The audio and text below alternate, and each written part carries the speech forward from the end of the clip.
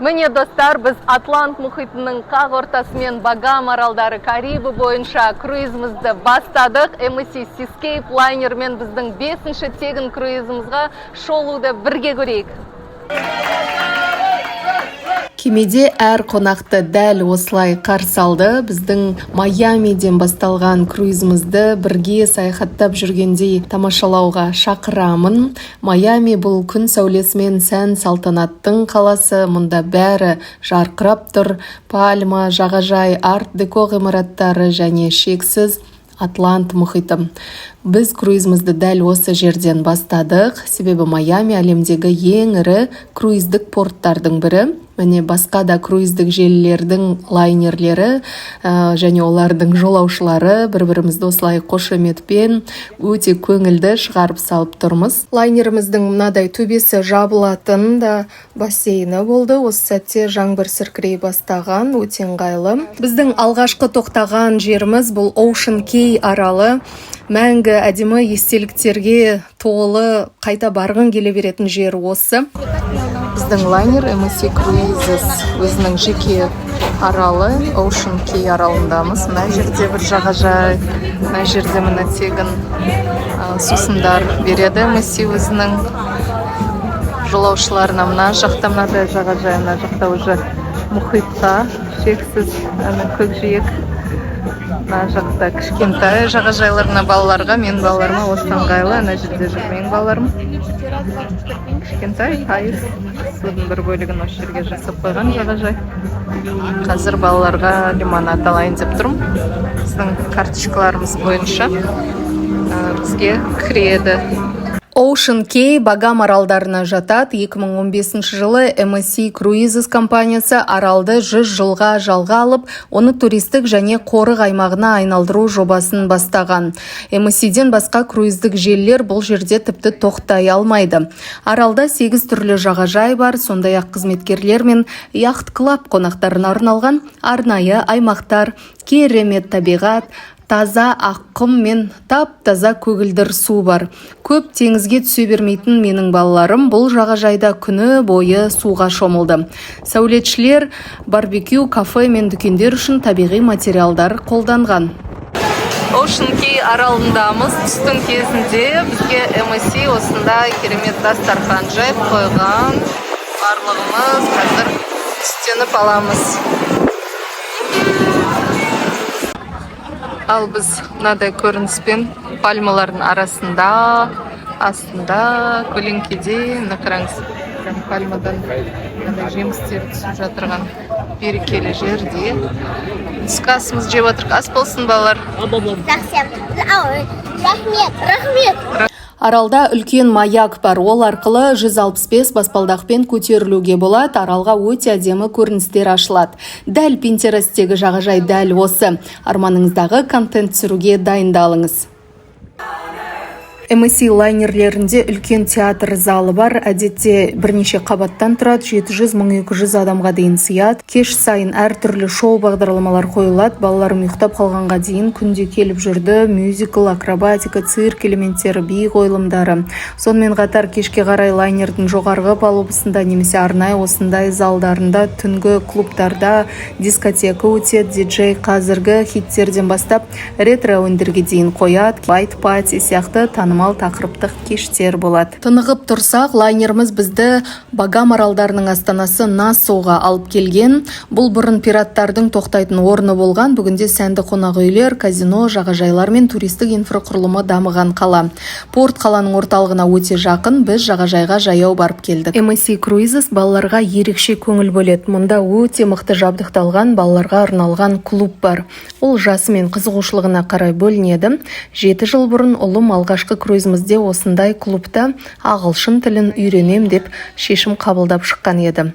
Клубқа міндетті түрде тіркелу қажет. Балаларды тек тіркелген ата-анасы алып кете алады. Балаларға арналған арнайы білезік беріледі, барлығы қауіпсіз. Негізгі артықшылықтары барлық клубта тәжірибелі аниматорлар жұмыс істейді.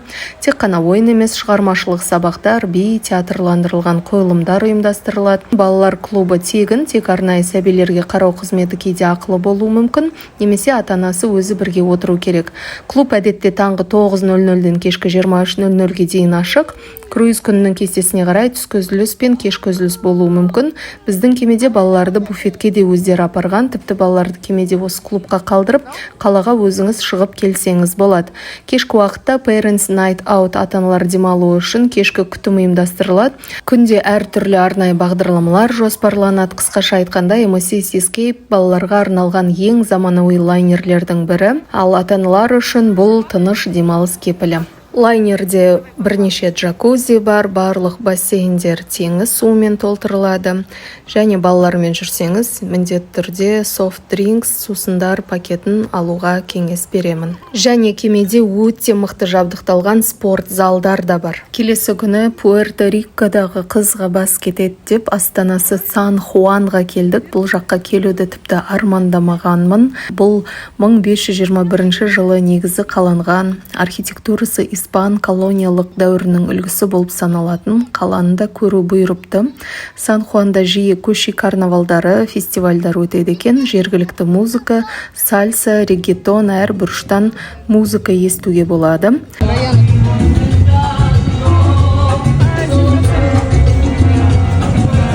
Сан-Хуанға барған туристердің бәрі бірінші кезекте ескі қаланы аралайды. Бұл аймақ ЮНЕСКО мұрасының бір бөлігі болып саналады. Порттан ескі қалаға жаяу 5-15 минут ішінде жетуге болады. Ескі қалада әдемі сувенир дүкендері, зергерлік дүкендер бар. Жергілікті өнер туындылары мен қолөнер базарлары жиі кездеседі. Испан тілі кеңінен қолданылады, бірақ ағылшынды да түсінеді. Кешке тағы театрға келдік. Барлық қойылым халықаралық деңгейде дайындалады. Шоуларда кәсіби әртістер өнер көрсетеді. Театр тегін. Лайнерден шыққанда мына жерде Доминиканың Пуэрто-Плата қаласында осында өте керемет арал сияқты етіп жасап қойған.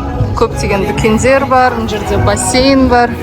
Шомылуға болады. Купальниктеріңізді, орамалдарыңызды алып шығыңыздар лайнерден. Жалпы Пуэрто-Плата Доминикан Республикасының солтүстік жағалауындағы ең танымал курорттық қала. Кемелер әдетте екі негізгі портқа тоқтайды, Амбер Коув және Тайно Бэй. Біз осы екіншісіндеміз. Бұл жерде туристерге барлық қажетті қауіпсіздік жағдай жасалған. Айтпақшы, қауіпсіздік туралы қала ішінде кейбір аудандарда қалта ұрылары болуы мүмкін, сондықтан осы порт аймағында да демалсаңыз жеткілікті. Немесе арнайы турмен қала аралап келсеңіз болады. Лайнерде тамақтану круиз құнына кіреді. Мысалы, мына жерде алякарт негізгі мейрамхана, таңғы, түскі және кешкі ас ұсынылады. Кешкі ас тағайындалған уақытта және сізге белгіленген үстелде өтеді. Әр кешкі ас толық мәзір 3-5 тағамнан тұрады. Бағасы жоқ, меню бойынша таңдап тапсырыс бересіз. Даяшылар халықаралық құрамда өте сыпайы қызмет көрсетеді. Видеода Хэллоуин мерекесіне орай кеме капитаны өзі балаларға тәтті таратып жүр. Бүгін мұхитта күні бойы мұхиттамыз. Балалар мына горкада түсуге кетті. Балалардың қолына мынандай браслет тағады, жастарын сұрайды.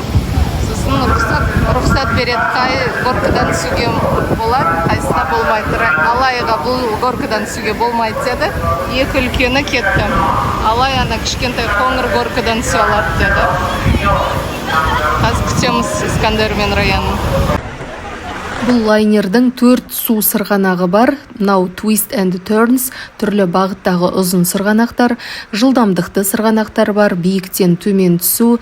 Сырғанақтардың бірінде арнайы VR элементі бар. Сырғанағында экран арқылы арнайы эффекттер көресіз. Бұл MSC круиздің ерекше фишкасы. Мына жерде балаларға күні бойы ойнауға масқара, керемет аквапарк, столько эмоций, столько горок. Балаларымды күтіп тұрмын, білмеймін қашан шығатын. Ана жерден бастап түседі мына горкамен былай. Ана жерде мынадай тарзанкалар бар, қараңыздар. Ана жақта басқа горка бар, ана жерде. Ана жақта басқа горка бар, қараңыз, ол совсем үлкен. Вообще супер прям. Мына жерде кішкентай балаларға мынадай керемет аквапарк бар. Түрлі фонтанчики ойнайтын көп нәрсе бар. Қазынан қараңыз. Қазынан шашылады. Мына қараңыз.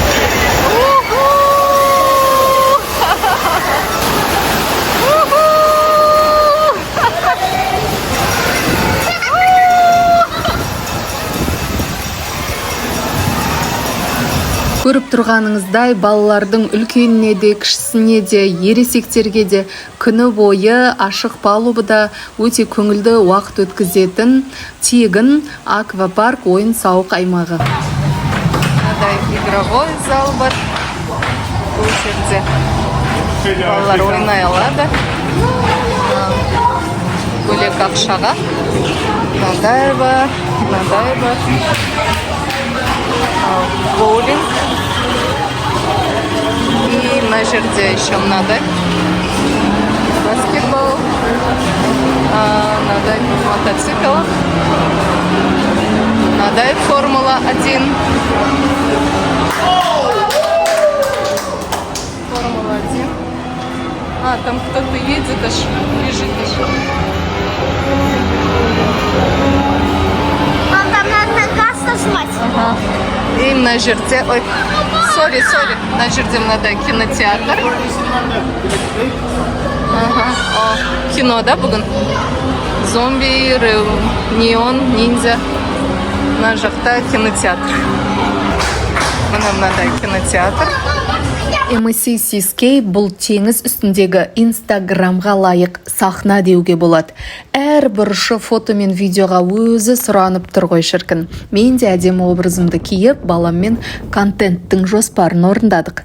Ашық палубада күн батарда немесе таңертең күн шыққанда түсірсеңіз, артқы фон көгілдір теңіз бен шексіз көкжиек.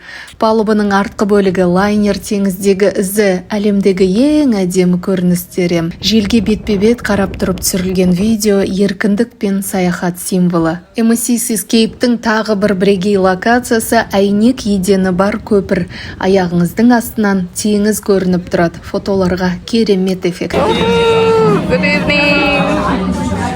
Біздің стиль мейрамханадағы бүгін осындай әдемі безендіріліп қойған. Кешкі ас барлық сервис осындай, алдыңызға сүлгіңізге дейін жайып береді, сусындарды құйып береді. Бірінші as usual нан мен май.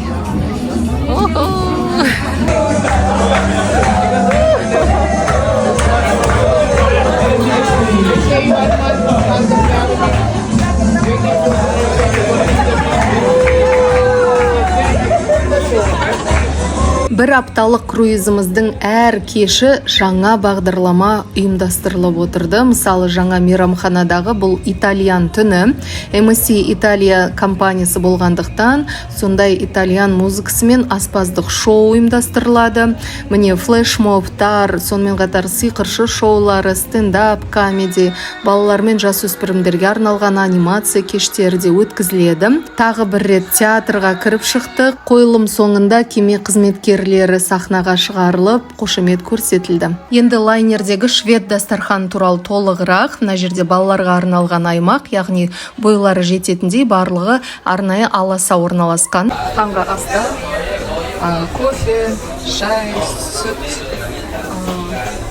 немене, ыстық су, мынандай шай барлығы мына. Сөз түрін өзіңіз таңдап. Сахар қандай керек? Барлығы бар. Мына жерде мына сок болды. Сок разливной. Және салқын су, мұз барлығы бар.